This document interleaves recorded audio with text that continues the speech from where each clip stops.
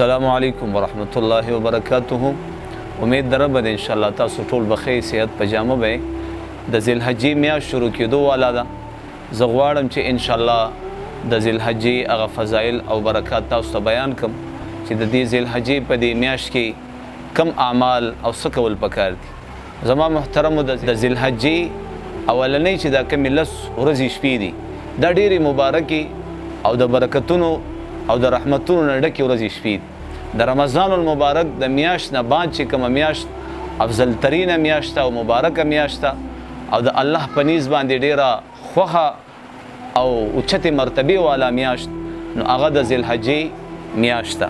زما محترمو دغه د ذل حجې اولنۍ لس ورځو کې چې چا روجې ونیول دغه لس روجې ذل حجې اولنۍ ورځ دویمه درېیمه څلورمه پنځمه شپږمه نهمه دا چا روجه ونیوله نو حدیث کې جناب محمد رسول الله فرمای چې د یو روجې ثواب د یو کال د روجو برابر. سبحان الله، د یو روجې ثواب د یو کال د روجو برابر.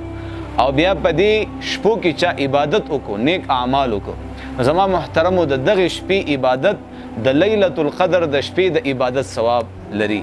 نو موږ او تاسو ټول له پکار دي. او بیا زما محترمو ډیر داسې عاشقان شته نارینه او زنانو کې نوجوانانو کې چې هغه د حج بیت الله د تلو ارمان لري، هغه چې کم دی یو جذبه لري، خواهش لري چې الله رب العزت موږ له وس دس راکړي چې موږ حج وکړو، په مور او پلار باندې حج وکړو.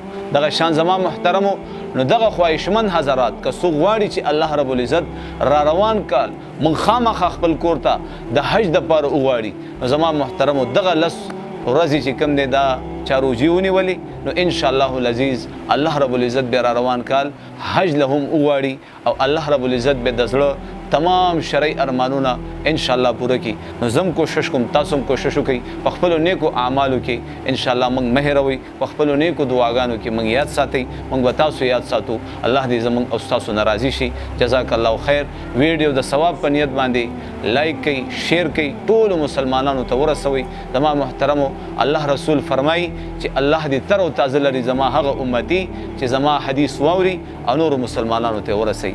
نو ما تاسو ته در ورسول، تاسو به کوشش وکړئ چې خپل ورونو مسلمانانو نارینه او زنانو ته زما دا پیغام ورسوئ. ان شاء الله د هغې په نیکو اعمالو کې به زموږ او ستاسو پوره حصه چرته مې ښاد او آباد اوسئ. السلام علیکم ورحمت الله وبرکاته.